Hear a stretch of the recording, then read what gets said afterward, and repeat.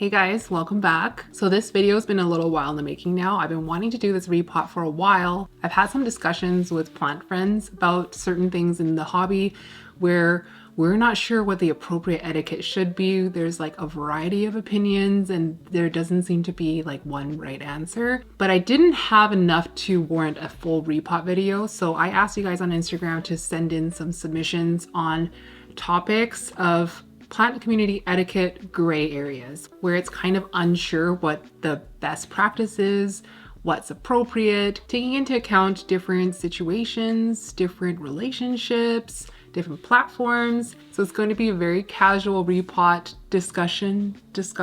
I'm literally here by myself. We're not trying to draw definite conclusions on anything, but I thought it'd just be an interesting little chat. So I'm going to show you the plants that we're repotting today. Nothing crazy, but these are plants that really do need to be repot. Some need to be chopped up. So I'll show you the plants and then we'll get to work. So first plant is, I don't think these mite packets are functional anymore, so I'll take that off. This is my Nigrolaminum Gigi that I imported earlier this year. This is the one that I kept. I only have one now. I used to have another one that was like a lot more narrow with like the tall bunny ears. This one I kept because of this like wide sinus situation. I really liked how this plant was presenting and it doesn't really look like a lot of Gigis that I've seen. So this one is in pon. It lives in my exo that's it's shaded by plants from above, so it doesn't get a lot of light. And therefore it's kind of neglected because I don't see it so much because it is kind of like covered. So I would like to get it into tree fern soil. It has been growing in pond and it's rooted pretty well. It looks healthy. It just gets underwatered. So I want to get into a better situation. This was always meant to be a temporary substrate, but it's been in there for probably like 9 months, maybe like 7-8 months actually. So I do like growing anthuriums in pond. I still do, despite me moving a lot of anthuriums to tree fern soil lately. That's just like my power substrate, but I really do like pond. I don't like to grow all plants in the same substrate, drainage, no drainage. I don't like to be all the same like that. I like to have this kind of variety. So that said, I am moving it to tree fern soil because it is more water retentive, because my pond, because I add a lot of perlite into it, it dries out faster, but it is airier. So I do like this mix in general, but for this plant situation being very like low maintenance, I want it to be even more low maintenance and get it into tree fern soil with drainage. It will be up potted, so it's like bigger. Another one is this Ficus shiveriana. It's been doing quite well. I don't think it has spider mites. My spider mites on that shelf where it lives in my plant room has been so much better since using predatory mites. I'm not so optimistic that it's completely eradicated the spider mites. In fact, I am going to re-up on predatory mites soon, but it's planted in no drainage in soil with like at the bottom. It just dries out so fast. This plant is one thirsty girl. So I would love to get it into something still no drainage, but just deeper, bigger, so I don't have to water it every 3 days. Otherwise, it's doing all right. So this one is my variegated heteroecium, philodendron heteroecium. It has been growing up a pole. I got it as like maybe a 2 or 3 leaf cutting from Charmaine. I grew it up a lazy pole, never extended it. Then it started growing off the pole and started trailing. And I've come to realize that I'm not interested in getting a heteroecium to size up a pole. It started to a little bit and then it grew off the pole and now the leaves are small again. But the end of the plant is quite nicely variegated. This is the newest leaf here. I had half of mine to just chop up the whole thing and sell little like starter pots for people with like multiple cuttings. And I might do that with some of these cuttings, but I want to chop it up and just start a trailing pot for myself because heteroecium, it's one of my favorite philodendrons and I much prefer it trailing, and they trail so well. I know they are climbers, but they trail beautifully. So I want to chop someone up and add to my propagation army. The other heteroecium I want to get repot is my philodendron Rio. So this one was growing in my tent for no good reason. It does not need to grow in a grow tent. I had it climbing up the grid on the side of the tent. This is 2 single leaf cuttings that I got from Charmaine. I want to say it was earlier this year, but I might be wrong. But it's grown quite a bit, but you can see that the newer growth is a lot paler than the original leaves, or like the earlier on leaves. Like this leaf right here is a lot nicer of a color than like newer leaves down here. And it is extremely root bound in this little cup, which it was never meant to live in long term. So again, I might take a couple of cuttings to propagate and sell, because I think, I might be wrong, I might have these two plants mixed up, but I think Lauren has gotten requests for more Rio in the live sales. But I would love to just have this trailing down a shelf. And right now the leaves are upside down because it was climbing. It was like this.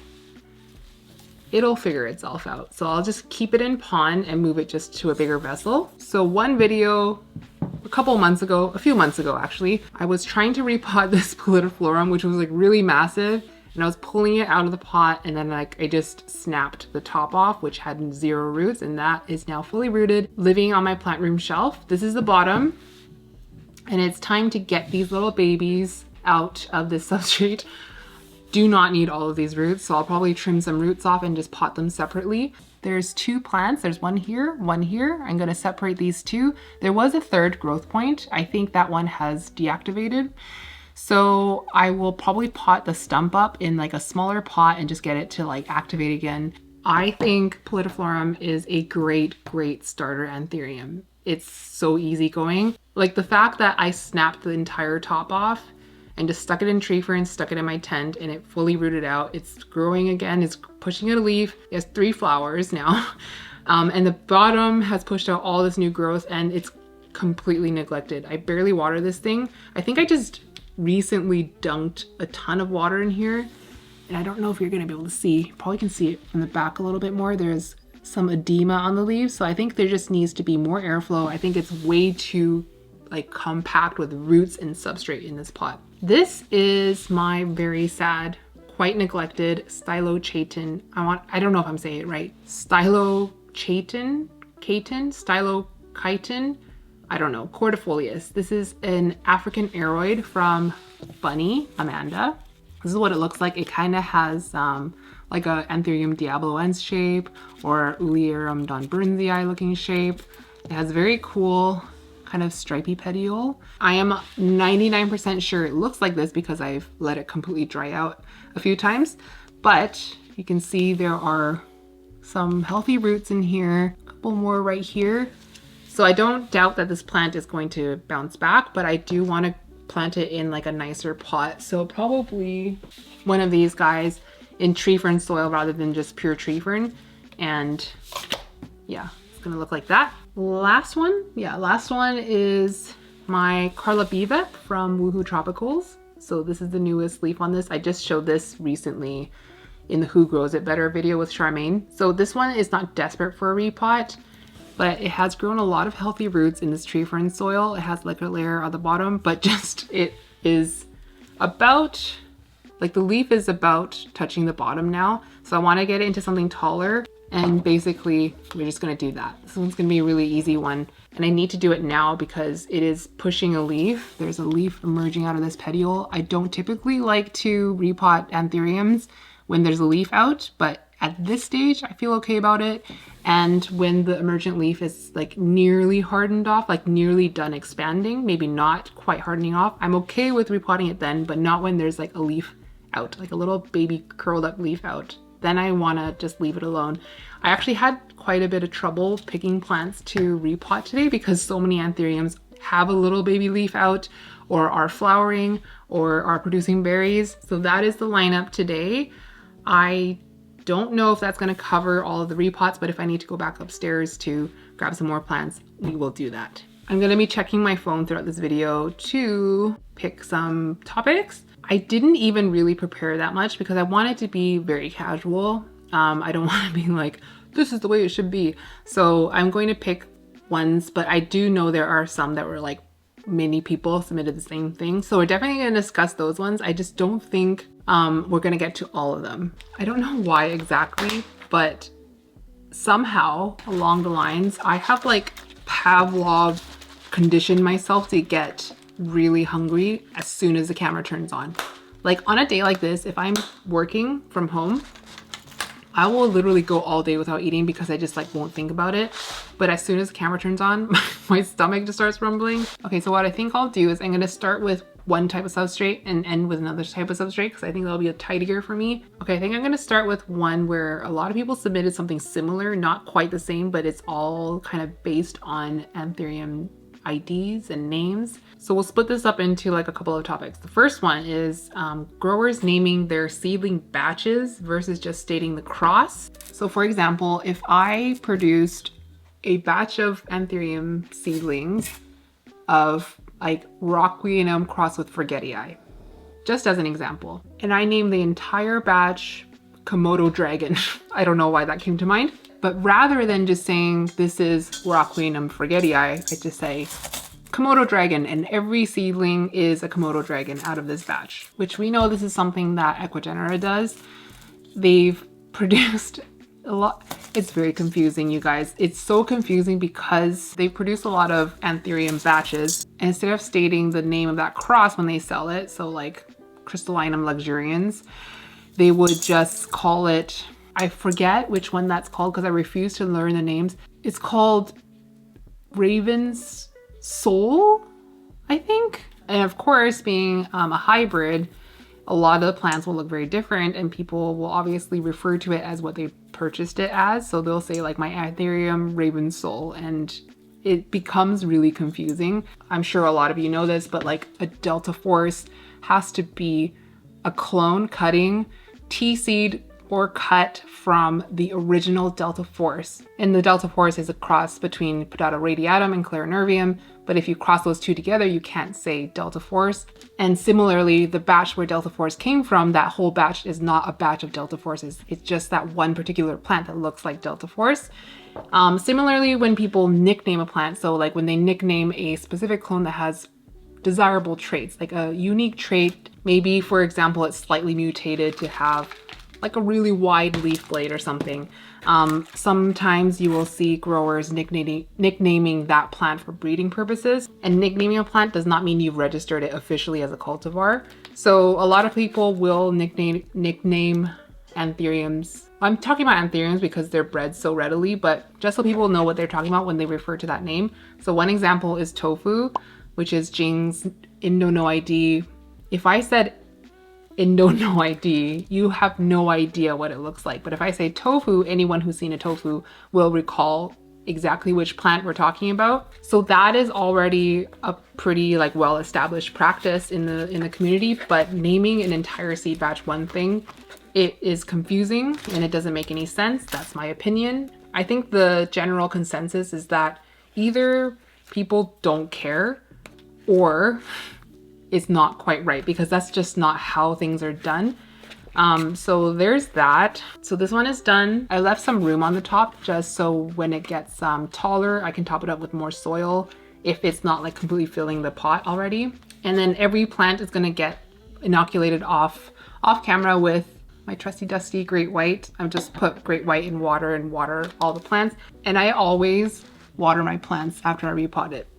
I know some people will leave it a day or so, but even if the substrate's wet, I want to give it something. And especially if it's inoculation with myco. The other submission pertaining to naming is regarding like no IDs or plants that were sold to you under the wrong ID. And then people will then breed that plant under the name that it was sold under. So we know that a lot of plants coming out of Indonesia are sold under the wrong ID. I've purchased those myself before, and a lot of it is just purely to apply a name that will get the plant moving. So during the pandemic, a lot of Ace of Spades were sold, or Dark Mamas were sold out of Indonesia that weren't Ace of Spades.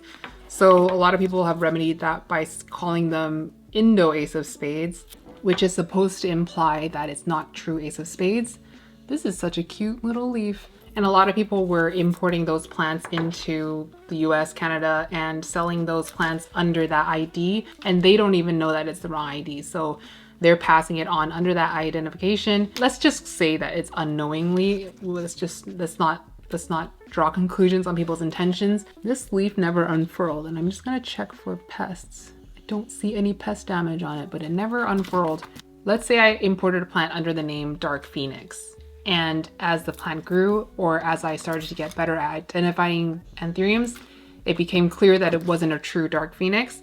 But then I grew that plant to maturity, and then I bred that plant with another plant, and I called it Dark Phoenix X. When it comes to anthuriums, getting the ID right is so important, because the same plant can present differently in different conditions. A lot of value is assigned to certain genes and certain plants, species, and hybrids and cultivars. So to say like I got this plant as whatever and therefore that's what I'm gonna call it is, in my opinion, and you guys can chime in the comments if you'd like, but in my opinion, very irresponsible. If I hybridize my non-dark phoenix, which I don't have a non-dark phoenix, but if I hybridize a plant that was sold to me as dark phoenix and I called it dark phoenix crossed with whatever, the next person will believe that that actually has dark phoenix genes in that plant and then call it that. And this cycle keeps going and going, and it's like, what good does that do to the hobby, to the community, to just stick with what you bought the plant as, despite knowing that that's not the actual ID of the plant? I've literally just started chopping it into single nodes. Okay, I think at this point I can take it off the pole. So to me, the best practice, if you bought a plant under the wrong ID and you can't definitively identify it, or the community as a whole haven't been able to come up with a trade name or something for the plant. So one example I can pull up is a plant that Indonesia was selling as Dressleri in 2020. And we now call it Hoffmanii X, which is different, not the same plant as the Hoffmanii Red Sinus. True Hoffmanii, I don't even think is in cultivation. I think maybe like one person has it or something. Hoffmanii Red Sinus is from Australia. Hoffmanii X is like an Indonesian hybrid. I couldn't even hazard a guess to what the parents are of that hybrid. But yeah, my opinion is that if you know it's not the right ID, then just call it a no ID or say bought as whatever. But if you are really confident of one of the parents at least, or a couple of the parents, just say like Papillolamnum hybrid or like Indonesian Papillolamnum hybrid. I think that is like so much clearer, protects yourself, protects your own credibility as well. Ooh, I got a couple of ones about like splitting things with friends or splitting things with other people. Well, the sun just came out and it's beautiful outside. Oh, I just love it when it's rained and then the crisp winter sun comes out. It's so sparkly out there, you guys. I live in a magical forest, even though it makes my house so dark. It's so beautiful. Okay, so splitting stuff. Okay, one is when you split a plant with a friend, how do you split up value? So like if you bought a plant and someone was getting a top cut and someone was getting the bottom cut, how do you split that up in terms of who pays what amount? So I'll tell you like what I do. I don't split plants with people typically, unless it's like a close friend of mine. So I've split plenty of plants with Charmaine. I'll tell you what we do, and I don't think that that should be the standard, because it's like, I assume it's not the same situation everyone's gonna have. So I'll just use as an example, I think one of the most recent ones is our Monstera Burley Marks Flame, which we purchased. Lauren imported them from Brazil, and there was a little medium one. We both really wanted this plant, but you know, we're trying to be frugal, so we decided to buy one and split it, and I took the bottom and she took the top, but we paid equal amounts for this plant. The reason being, I don't mind bottom cuttings. I don't mind a plant staying juvenile for a little bit longer, but usually, and I think the standard is that top cuttings are assigned a higher value because they are more mature.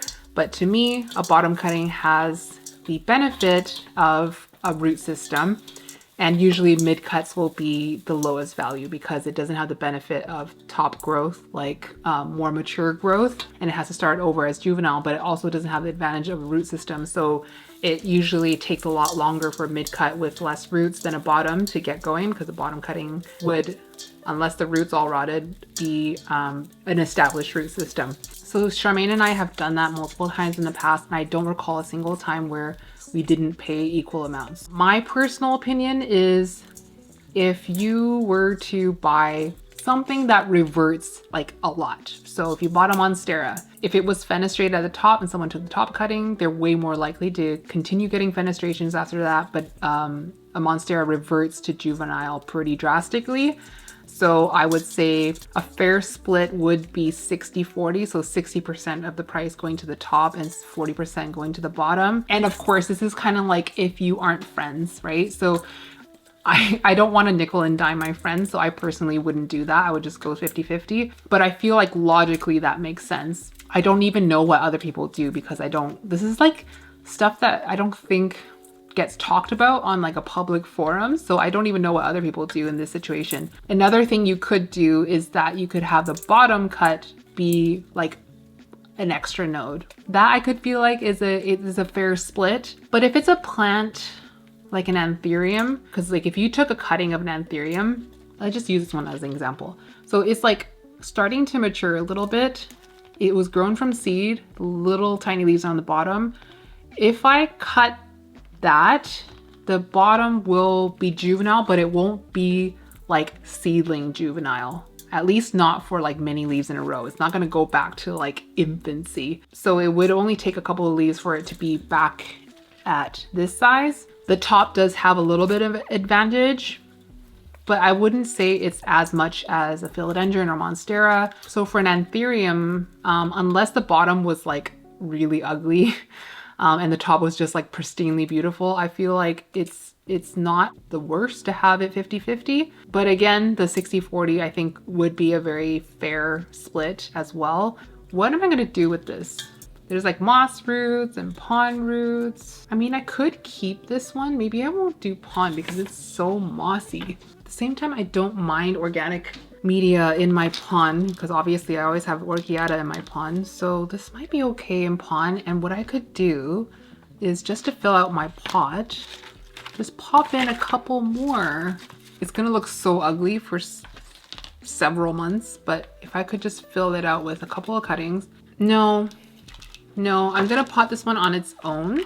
I'll grow a couple more leaves out of that one and I'll sell it. And then I'm gonna just start a new pot for myself. Like a few single leaf cuttings. Ones that show nice variegation. So definitely this one, like these two, maybe that one. And that'll be my pot. So I'll have like a bunch of cuttings and then it'll fill out as a full chilling pot sooner. And I'll sell the top cut because I apparently like to sell the top cut all the time. Okay, that's what we're gonna do. Everyone's getting pun. So another one that was submitted is like, how do you split shipping costs? Like if you have a group order with people and your plants take up more room or whatever. I personally have split shipping with other people, especially on import orders. This is so much roots. I don't need all that. Get rid of you. I personally have split import shipping with people. Never have we taken into account the size of the plant. We've only ever split it up by quantity of plant, and I feel like that's kind of the standard. So I'm trying to think of like maybe an extreme example. So if you ordered 10 plants, but all of them are seeds, and someone else ordered 5 plants, but they're like massive plants, this might be better for someone who knows shipping rates better than I do to chime in. But to me, I feel like still the quantity, just going purely by quantity of plants, is a lot more straightforward, because since you're going in on a group shipping, you're paying like a very negligible, not negligible, but like a way lesser shipping rate than you would if you just order by yourself, right? Otherwise you just would order by yourself. So my thought is that like the most straightforward standard way is to go by, this is the shipping cost divided by how many plants are in there. So each plant is going to cost $2 in shipping. You have 10 plants, it's going to cost you $20 in shipping. I feel like that is the best way. But you guys let me know what you think. I don't know if my personal experience is the best to go off of for all of these scenarios. So I will tell you my personal experience, but always take into account that I'm doing this with like friends. I can see that it might be different if you were splitting shipping with people you don't even know but live in the same city as you. Okay, this one came up so many times. Is it okay to sell a plant that you got as a gift? This was actually on my original list, and then like 5 more came through. I have many thoughts, and I'll tell you that I personally don't care if a friend sold a plant that I gave to them as a gift. And I'm trying to think of any sort of instance where I would be upset about it. And I think actually the length of time between the gifting and the selling makes a huge difference. If I gave Charmaine a really nice cutting of my Dark Phoenix, which is like my most prized possession, and then she sold it the week after, I would be a little bit peeved. But if she grew a bunch of leaves, then like propagated and sold it, I would not. No, there was no reason for me to be upset, and I personally would not be upset by that. And I think the length of time is so important because flipping is so frowned upon in this community, and flipping meaning like you bought a plant and then immediately sold it on for a profit, and there's been no change in the plant. Like you've not increased value in any way by like growing a few more leaves, rehabbed it, whatever. It is exactly the same as what you bought it as, but you made money off of it. But if a plant has been in your possession for a while and you've grown it a while and you've enjoyed it, I feel like it's already fulfilled its purpose as a gift, right? Because a gift, you would argue, is intended for enjoyment to the recipient. And if you've held it onto it for a few months and grown the plant and you've like taken care of it, but maybe realize it's like not the plant for you and like you don't like want it that much, I don't think that there should be any reason to be guilty. But if you're unsure, it never hurts to just like give your friend a heads up, or just say like, oh, I'm thinking of selling this plant. What do you think? Would you like a piece of it back? That kind of thing, just to smooth things over. Because sometimes you doing things without telling the other person can kind of like give people a weird feeling, like, oh, you sold that without telling me. Like, I thought you liked that plant. Whereas if you were just like, you know what, I'm purging my collection, I'm really trying to downsize, I'm thinking of getting rid of this plant, is that okay? If you knew that that plant friend didn't have that plant anymore, like offer to give them a cutting.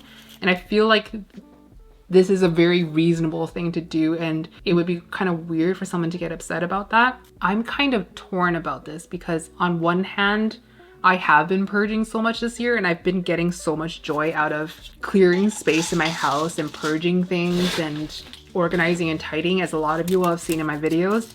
But at the same time, I have always been a very sentimental person, and I know that I assign a lot of love to objects that I associate with a person that I love. When I get rid of something that was from a loved one, it makes me very, very upset. Or if I lose it, it makes me really upset. And sometimes it's not even like a loved one, it's just like if I associate with a significant time in my life, I will still be quite upset.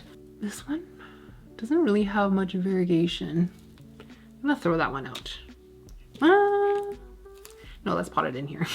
I'm gonna do like 3 lower variegation cuttings in this pot, and we'll see what comes of it. Recently, I was going through some boxes in the garage and I got rid of a box of like wedding favors and wedding memorabilia from when I was married. I'm not married anymore, but I used to be married. It just felt weird to get rid of something so significant. This is supposedly a day that, you know, you look forward to since you were a child, and like it happened. Like photos, the guest, whatever that thing is called, the guest book, like plane tickets, like dried flowers from your wedding bouquet. It felt really weird to just throw it away, but I did.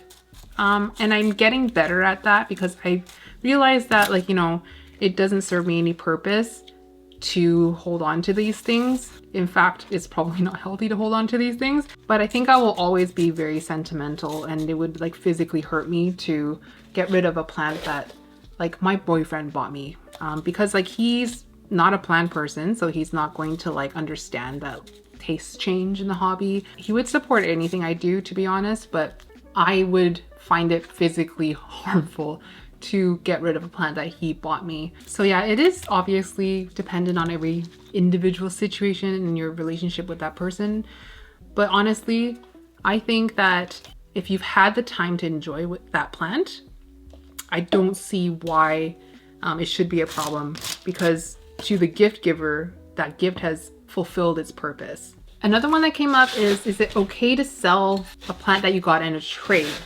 I would 100% say it's okay, because to me, a trade is a transaction.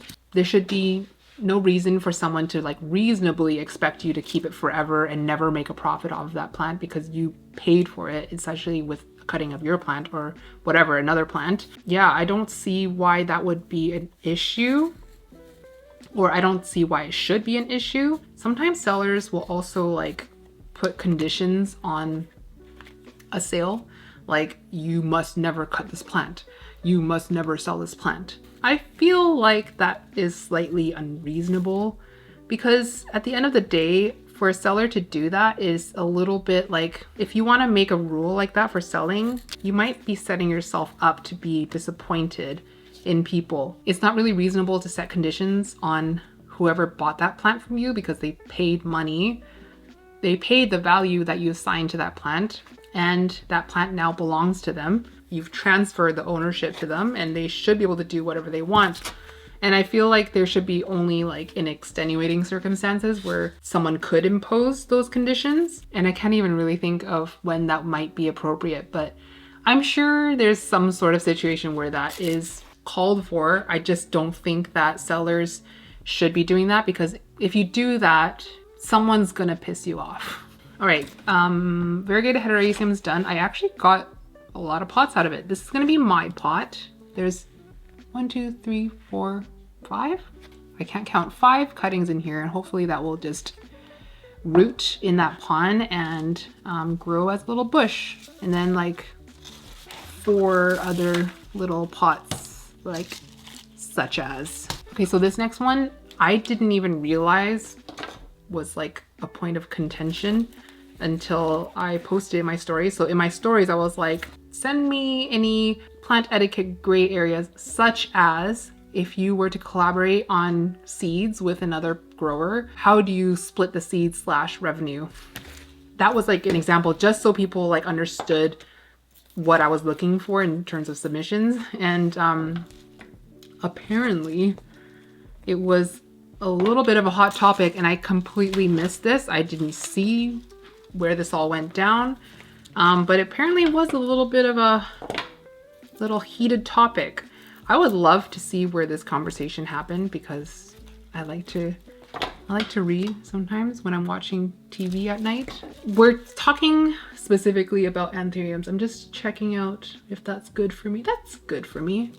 That looks nice and bushy. I will pot it in this cup.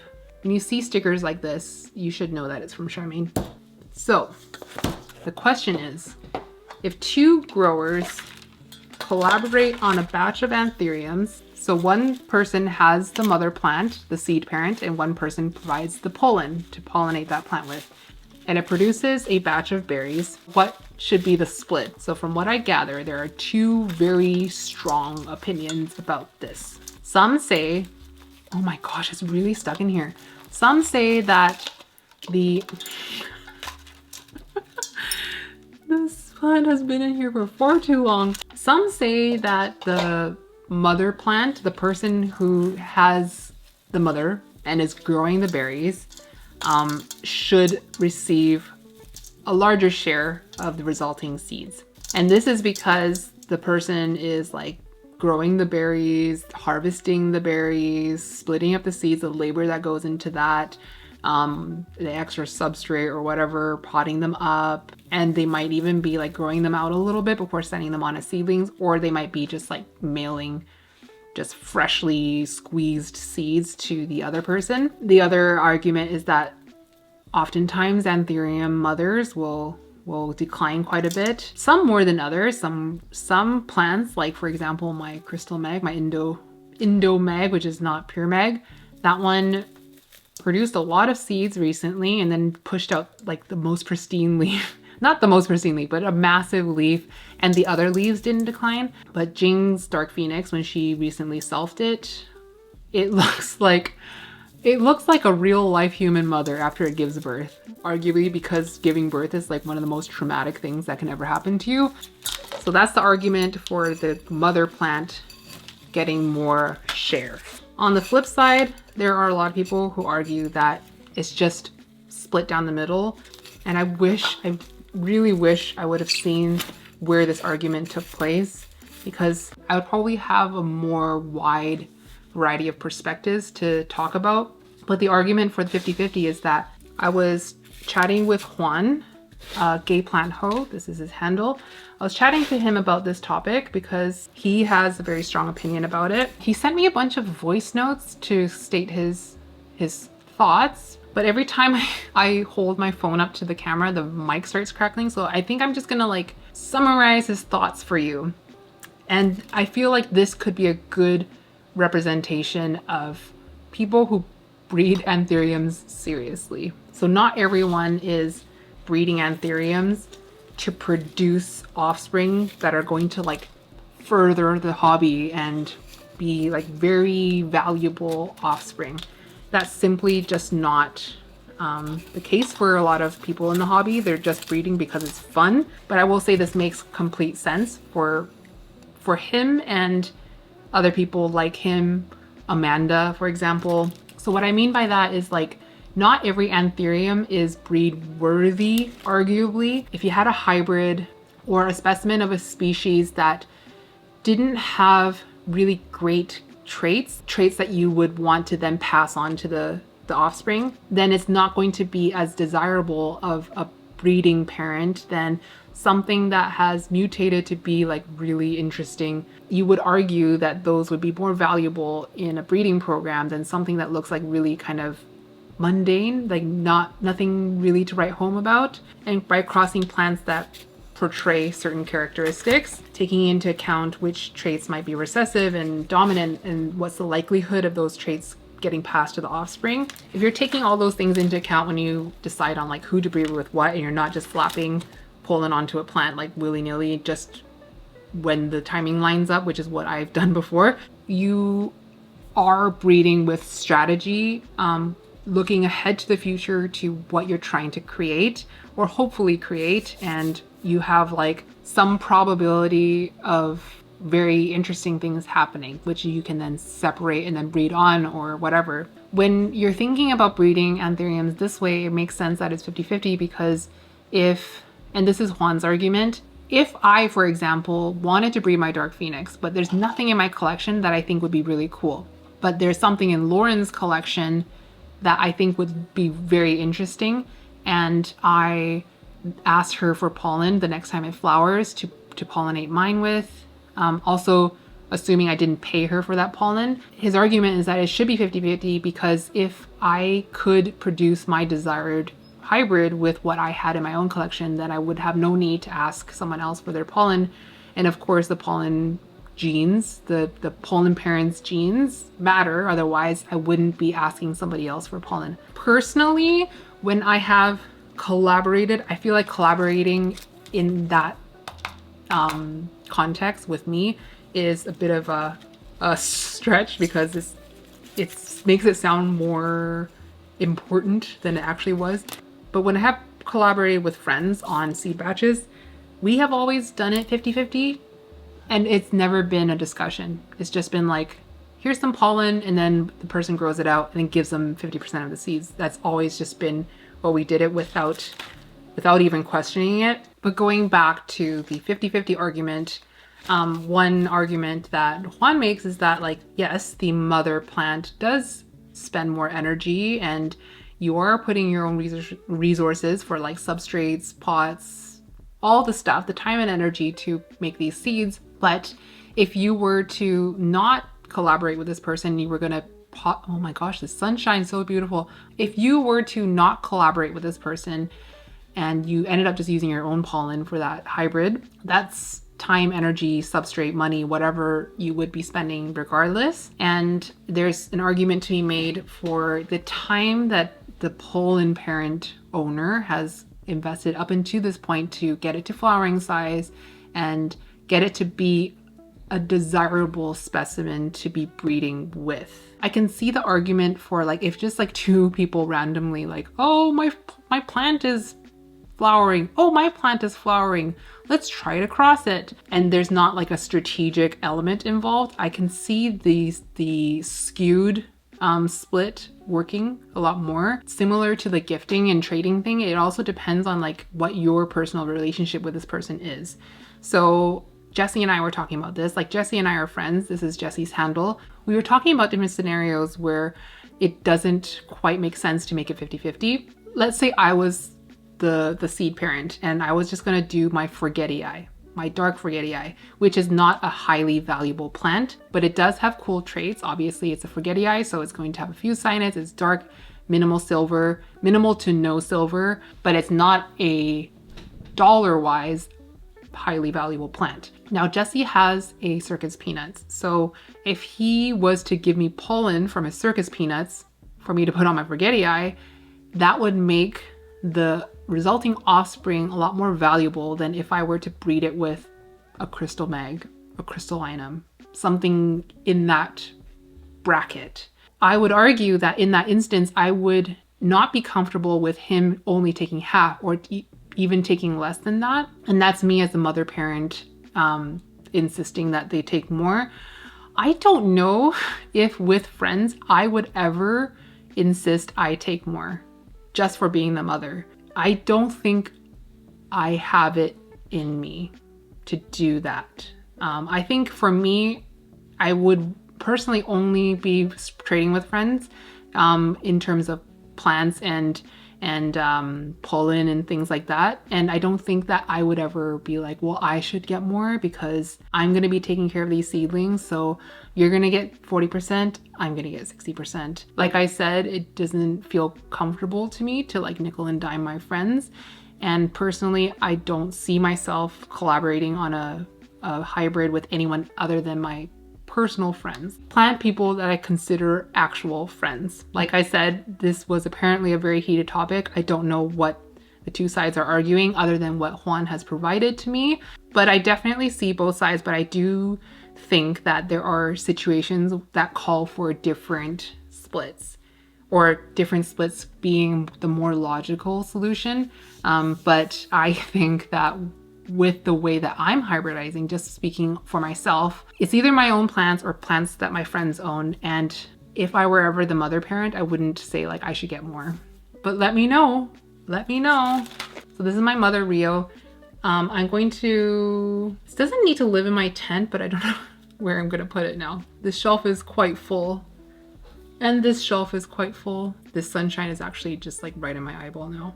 And the top cutting, I think I'm just gonna chop it up like I did for the variegated Hederaceum and then sell little cuttings of it. So I was talking about this topic with Jesse, like I mentioned, and he was saying in the event that someone screws you over, like a friend that you thought was your friend and they decided, actually, I'm gonna keep all the seeds. Like, what would you do? And I know that's not what the question is, but I just thought it was interesting. And there's like two types of people, apparently. There's angels like Jesse, and there's people like me who are petty and hold grudges. He was like, if someone took his pollen and then decided they're not gonna give him anything for it, he would forgive them. It's like, what? But I actually do believe he would forgive them. And he was like, I just probably wouldn't give them pollen again in the future. And I was like, if that happened to me, it's not even about like the money I lost out on to be able to have like seeds that I could grow out and then sell the plants. It's about the principle of someone you trusted and thought was a friend to then like screw you over and like renege on their side of the deal. Or even if like you had agreed on half and then they were like, actually, I put a lot of energy into this, so I'm gonna take 70%. So I'll mail you your 30%. Not even considering the loss of revenue, I don't think I would ever see that person the same ever again. And therefore, I would not be friends with them anymore. But Jesse, sweet Jesse, is like, no, I'll still be friends with them. Just, you're not gonna get any more pollen. I don't think I could forgive someone for that. To me, it's kind of like if you both wanted a plant, you saw one for sale, and then you bowed out and let them buy it with the promise that you'll be able to buy a cutting from them in the future. And then they were like, actually, I'm gonna sell it to someone else for more money. I don't think I would see them the same again after that, because I wanted that plant as well. And I let you have it out of the kindness of my heart, and you turned around and screwed me over. I'm gonna tell you this story because we're not friends with him anymore. Not because like it was a conscious decision, but because he's not even really in the hobby anymore and we don't really have anything in common. He kind of just disappeared off the face of the earth. So we used to have a friend. This is in 2020 when like a lot of the plants that are just in garden centers now were very hard to find, and they weren't in garden centers here. So he had imported philodendron white princess from, I want to say Indonesia. It might have been Thailand. Actually, it might have been Thailand. And he was accidentally sent variegated Congo, which is way more valuable than philodendron white princess. He knew that my friend, I'm not even going to say her name, he knew that my friend wanted it really badly and had been patiently waiting for him to like root it out and like, you know, root out cuttings of it and stuff. So he said like, oh yeah, for sure. Like you can buy one of these plants when they're ready. When one became ready, however, he auctioned it on the Facebook group instead. Didn't tell her that it was happening. He just like posted the auction. And to me, it was like he knew he could get more in an auction, because with a friend, you're not going to charge them. You get mates rates, right? You don't charge them the full market value. Although my friend would have paid full market value for it. It was kind of icky because he was like, well, I want to see how much I could get for it. So that's like, from that point on, I never trusted him again, and I never wanted to put more into that friendship. But we didn't actively like shun him or anything, but I was just like, you're not quite the same person as I thought you were. Okay, Rio is done. I only got 2 extra little prop cuttings out of it. No, more than 2 prop cuttings, but just 2 pots that I'm gonna root out and hopefully get some new leaves on it before I sell it. It is time for my lunch. I'm gonna take a quick break and we'll be back. Okay, I'm back. In case you're wondering, I had a banana. I think I really wanna do this one, the Pallidiflorum. I'm gonna feel so good once this is done. Just to kind of close off that earlier topic, the purchasing of pollen. So if I wanted to hybridize something with someone else, but I just purchased the pollen outright. Oh gosh, this is gonna be really hard to pull out. Oh my gosh, I'm gonna have to dig this out. Let me think about this. If I purchase the pollen outright, the other person would have no rights to the seedlings, although like as a gesture of goodwill, you could give them first pick or first dibs on buying some seeds. Yeah, if you purchase the pollen, you would own the whole seed batch. Oh my gosh. This plant has been in this vessel for a very long time. Something broke. Oh no. We did it again, guys. This pot is cursed. Yeah, you would own the whole batch outright. When you purchase the pollen, the flip side is that you have to be okay with, oh my gosh. You have to be okay with the chance that the pollen won't take and you won't get anything out of it. And I think that obviously it depends on the species you're trying to cross, but I think that that is something that is under considered. Hold on, let me concentrate for a second. Well, I don't want to smash this vessel. I really don't want to smash this vessel. Okay. Oh. Well, you know what? So now we have 2 more rootless Pallidiflorum, which will root just fine in tree fern. Oh. Watch this. This is gonna be very satisfying.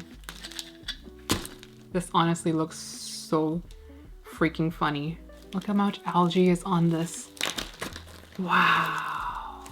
I'm breaking a lot of roots because I'm not interested in all these roots. Are you kidding me? Just going back to the mother plant, it was like dropping leaves. And I was like, oh, it's dropping leaves because it's probably powering up to grow a giant leaf, but it just kept dropping leaves one after the other. And this, I think, is probably the start of me realizing that like anthuriums will do this when they're freaking root bound, and you're gonna have like a higher net loss of leaves. Oh geez. Okay, so yeah, purchasing the pollen, there should be no stipulation attached that like you pay for the pollen if it's successful, that kind of thing. Because if you purchase the pollen, the positive is that if it works, then you have full rights to the entire batch. But if it doesn't work, then you're out whatever money you paid for the pollen. And I think most people, if they have any vested interest in the offspring, would prefer to just trade. I think that's still too many roots for this size of a plant, so I'm gonna do a bit of that, do a bit of that. The roots aren't even that healthy down here anyways. You can see like these little hairs on the end. This is where a secondary root came off the side and then rotted, leaving behind only like the root core, whatever that's called. I don't know the name of that. There's a newer root up at the top, so arguably I might not even need any of these. I'm going to grab my tree fern fiber. Should you disclose if a plant is selfed? I had to really think about this one for a second because my immediate thought process was, of course you should disclose if a plant was selfed. And then I was thinking like, sometimes it's not, I guess it should be implied that it's self, because if a plant is a seedling, it was obviously grown from seed.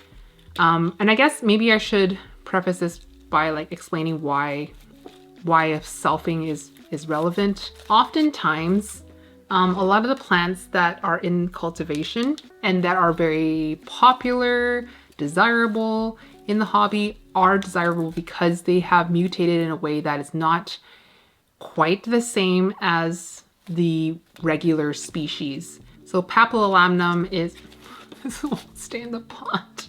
I think I'm gonna have to water root it first and then plant it, because this is not gonna stay. Maybe this one would, because it's a little bit more upright. This one, yeah, this one will stay. All right, well, you'll get tree fern first. Let's use like Fort Sherman as an example. So if you selfed Fort Sherman, you'll get plants that look quite a lot like it, but not quite the same. So a selfing should always be less value than a cutting.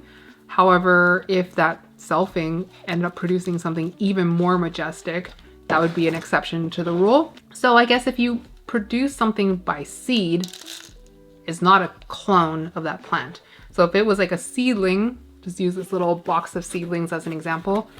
This sunshine, I swear. If it looks like this, then you know it was grown by seed.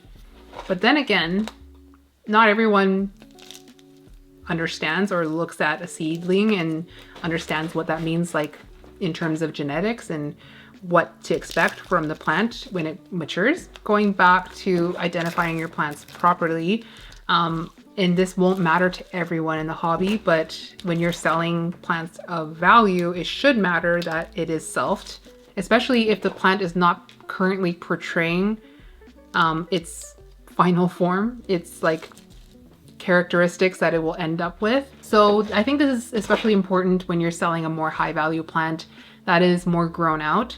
So even if it's like something like this size, disclosing that it's a selfing, that's not a selfing, but disclosing that it's a selfing is the responsible thing to do. If you care about like correct IDs, correct lineage, and assigning the correct value to your sales, I think it's just best practice. It's honest practice to disclose selfings. Like the RA5 self that I got from Amanda, it looks, I think, quite similar to her mother RA5. So when she selfed it, she called them RA5 selves. And looking at other plants, like ones that my friends got that were different seeds to mine, they do look different to mine. They don't look quite the same. With anthuriums, I think the more information you can assign to IDs, sources, lineage, the better. And it just is the honest thing to do. Should the person coordinating group orders get first pick of the best plants? That's a really good one. I don't think people talk about this stuff. I think that they should. Here's why. Coordinating group orders is a pain in the butt. Legitimately, where's my soil? How does a whole bin of soil disappear? Soil? What? Oh, there it is. This bin is tree fern soil, by the way. I'm doing the, where did my plant go? The stylochaton cortifolius. What was I talking? Oh yeah. So coordinating group orders is a pain in the butt. Typically, not typically, I guess I should say, often the coordinator will be the one holding the import permit. So oftentimes the order couldn't even happen without them. I've been a part of group orders like this where I'm trying to remember all the instances. Jing, I've done several group orders with her where she was the import permit holder for Indonesia. So we did orders through her and she did all of the coordination with the seller. The roots are actually really good on this one. Look at that big thick root at the bottom. This looks like the roots that were on the Anthurium diabloense. It's crazy that their roots look similar too. This also looks like it tried to push out a leaf and then it decided to kill that leaf off. So I do hope it's going to be happier. I almost feel like I could separate this thing though. Should I? Oh my gosh. Look at this turnip. That looks actually so funny. Yeah, so she coordinated the payment, all of the correspondence with the seller. She goes to the airport to pick it up. Then she arranges for like the rest of us to pick up, or she drops them off or whatever. I don't know how to propagate this plant, so I'm just gonna leave it. But I will reuse this tree fern. There were a couple of orders where I helped her with it because like I found the person on Instagram to buy from. So I was like involved with the group chat of coordinating this shipment, and I will say it's like a heck of a lot of work. And I do agree with the coordinator getting first pick of the plants if it's like a batch. So like, let's get 20 King of Spades from Indonesia, something like that. So if you don't agree that they should get first pick, then I would suggest that you insist that you get like specific plant photos and you have that seller label the plants with names. And if you're paying like hundreds of dollars for a plant, you should be doing that anyways.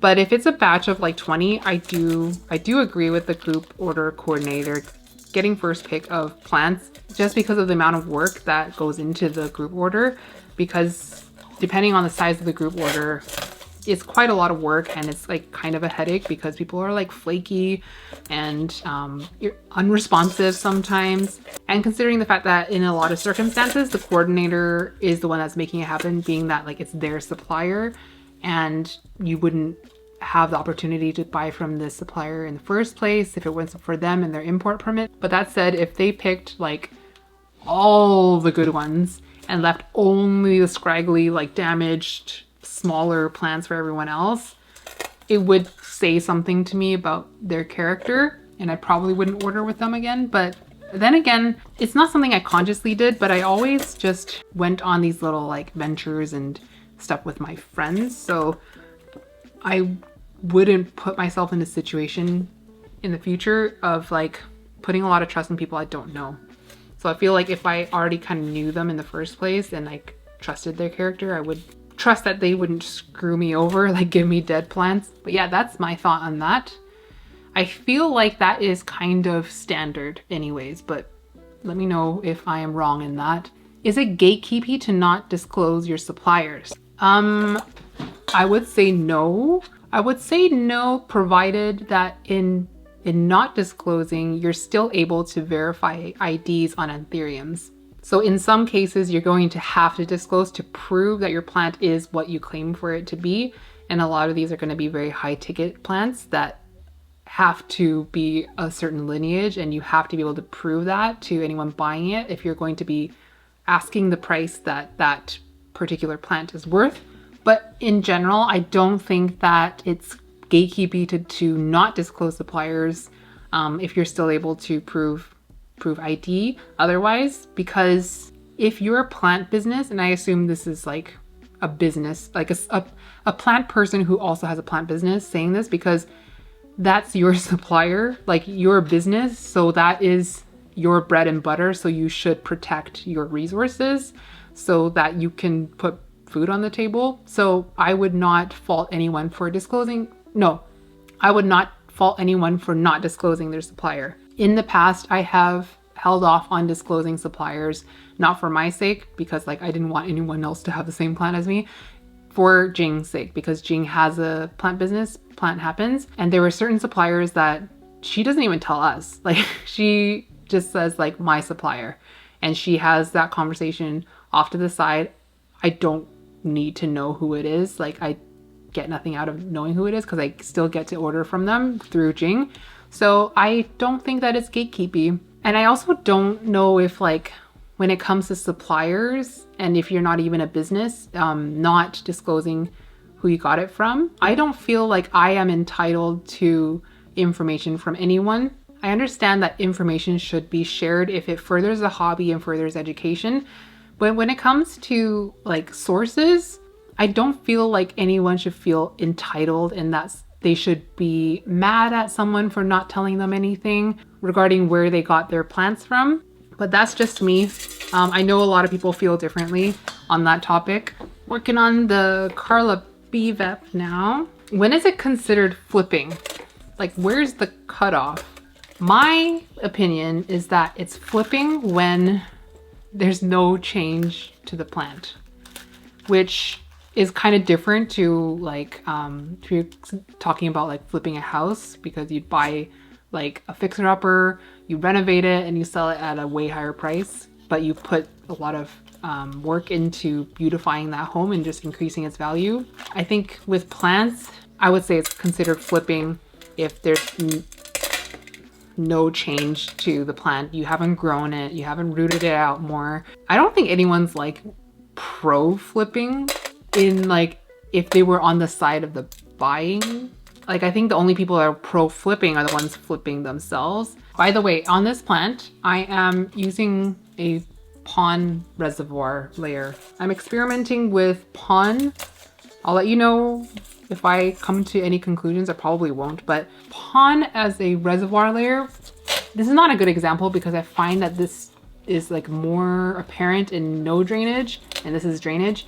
But I find that sometimes I might be fertilizing, like over fertilizing my anthuriums in no drainage more easily when there's a leca layer at the bottom versus a pond layer.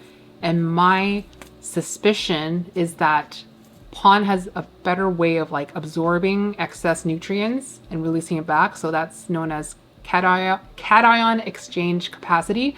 I think it's stronger with pond than it is with leca. So when you have no drainage with a leca layer at the bottom and you're going full strength fertilizer, which I'm trying to kind of push the fertilizer a little bit more lately, I think you might have a higher chance of fertilizer burn. Don't take that as a fact, okay? This is my hypothesis, but I'm testing it out. Testing it out with different reservoir layers. One person said that their Hoya group, their local Hoya group, has banned the sale of skimpy cuttings, meaning like teeny tiny little cuttings. Skimpy, I guess, like in the stingy sense, like you've given like the worst part of your plant, the tiniest little bit of stem, because you wanted to, I guess, sell a cutting, but you didn't want to give a little bit more to ensure the health of the plant. And I don't know, I think I agree with this practice. I've never been in a group where this sort of standard was set for like how good of a cutting it should be to be able to be sold in this group. But I definitely have seen a lot of people selling the worst cuttings, and consistently every time, different plants, different cuttings, always horrible cuttings. And this happened a lot in 2020 just because like people were desperate to buy plants and the market was definitely on the seller side. So if you had plants to sell, you're gonna have people buying them just like falling over themselves to buy plants from you. So if you had plants in 2020, you probably made a lot of money. But since 2020, like now, when like a lot of plants are way less valuable than before, the demand is down on a lot of plants. You could argue that the demand is way up on anthuriums versus even 2020. I do think that anthuriums are way more hyped now than they were in 2020, but I've seen people sell cuttings of variegated plants. They will have photos of the mother plant being like quite large, quite variegated, and they will try to sell a cutting like this big. No roots started, no active axillary buds started, a question mark on whether or not it will be variegated, and they will be selling it for like the price of the plant itself. Like they're gonna assign the market value of the mother plant onto this cutting. And that kind of thing was quite common in 2020, but that's not really anymore. As the wise Jing always says, and I will carry this with me always, there are going to be things that happen in buy-sell trade groups that maybe are annoying and you're like, ooh, like I ought to give you a piece of my mind. But as she says, the invisible hand of the market will take care of it. So if someone wants to buy that crappy little cutting for the price that they're calling for it, then that means there is a market for this piece of crap cutting. And the invisible hand of the market saying is used by Jing to kind of calm people down when they get really, really up in arms about people flipping plants. So if a nursery released a few trays of this one plant, the flippers go in, they clear out the shelves. People get really, really mad seeing it on Marketplace for like 2-3 times the price.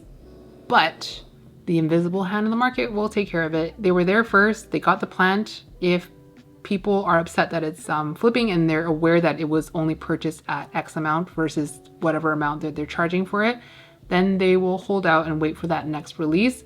But if someone's impatient and wants to pay for it, that's their luck, I guess. Like, yeah, like that has saved me from annoyance, like seeing people flip plants that I wanted. But honestly, at these days, flipping doesn't bother me because I don't think it happens often enough anymore. There's not as many opportunities for flippers and plants because the supply is just so vast of different plants. So I think, yeah, that's my thought. My last plant is the Shivriana. I'm just trying to see what to grow it in. Is this big enough of an upsize though? Not really. I guess this will have to do because it is an upsize. It's not the most massive upsize, but it is an upsize. Should I investigate my suppliers to ensure plants aren't poached? That is a really good one. I still think even now, there aren't a lot of people, or a lot of people aren't aware that poaching is happening still.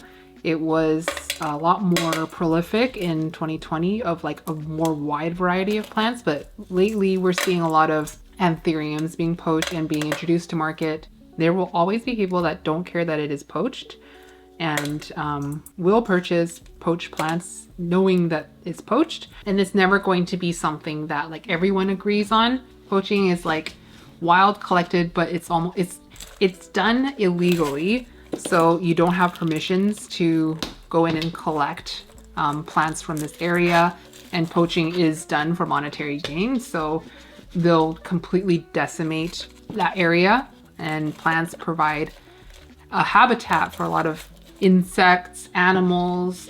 It's part of an ecosystem, and deforestation is harmful to our environment because with poaching, what they'll typically do is go in and rip the entire plant out of the ground. It doesn't have an opportunity to grow back. You're not just taking like a small cutting of it and letting it grow back and leaving it in situ. You're just annihilating that population of plants. This happened with Papillolamnum. This happened with Cunaya lens. And very, very recently, there was reports of Carla Blackier poached, and a lot of photos to support that. And what you'll normally see is that these huge batches of plants suddenly become available and the stems are very mature and like really weathered. they look wild. So yes, you should be asking the questions when there is a question. When you have doubts as to lineage, if you care about poaching and care about not contributing to the demand of poached plants. So I would definitely would, but I wouldn't ask about it for like every plant that I buy, obviously. Not that this person who asked the question was suggesting that that's what they would do, but when plants are reported to have been poached and you're seeing these things, oftentimes this information will get circulated really quickly through social media. So you'll see it on, if we're just going to talk about anthuriums, because that's like a plant that's highly poached right now. But there are historically plants that have been poached a lot because there's a big market for it in Asia, like succulents and like caudex plants. But if we're talking about anthuriums, this will be circulated pretty quickly through the Anthurium Addicts group. So if you're not part of that group, I would suggest that you join it if you're interested in learning about anthuriums and being able to buy anthuriums through people. Even if you're just curious about market prices, just a good group to be in. So yeah, ask away. No one should be offended by questions like that. But sometimes maybe it doesn't apply, but like what's the worst that can happen by asking? Okay, that banana really wore off. Let me just show you every plant now that I've repot. Again, off camera, I'm going to inoculate everyone with great white. So the Stylochaeton cordifolius went from tree fern fiber to tree fern soil. I don't have any with me right now, but I have a short version of this deli cup that is going to sit in like that. I was not giving it enough light before because you can see how long this petiole is. So I'm looking forward to it coming back because that root system still look quite healthy. A bunch of cuttings of variegated heteroraceum. This is the top cutting that I'll root out and hopefully grow a leaf. This caterpillar is actually quite big. A few more like that. Philodendron Rio, a couple of props. My new trailing mother plant. Carla Bevep went from tree fern soil to tree fern soil, just in a bigger pot. Pond layer at the bottom versus leca. And again, it's going to sit in the short deli cup like that. Going back into my tent. Polydiflorum. I'm glad to be rid of this like cursed pot so I can stop breaking polydiflorums, but this is now a rootless 3-leaf cutting. This little guy that won't stay put in the pot is going to go in water until I see some roots and I can pot it up so it'll actually like grip that substrate. The bottom cutting of that just needs to sprout a couple of leaves and I can sell that. Ficus shiveriana went from soil to soil, but went from no drainage to drainage. I would have preferred no drainage. I actually think that, this is a little bit low on substrate. I actually think that my ficus do better in no drainage just because they're such heavy drinkers, or at the very least they need quite a good catch pot system. And then lastly, the one we did first is my Nigrolabnum Gigi, went from pond to tree fern soil. If you're having issues with transition shock with anthuriums and you're doing like a lot of the same thing, I feel like maybe myco might be a game changer. But if you're already using myco, then we would have to talk about that a little bit more. Anyways, that is it for me today. I hope you enjoyed this one-sided discussion. Please let me know your thoughts on any of the topics we discussed today. I know there's a lot, but I would love to keep the discussion going in the comments. And of course, have a lovely rest of the day and I'll see you in the next one. Mwah!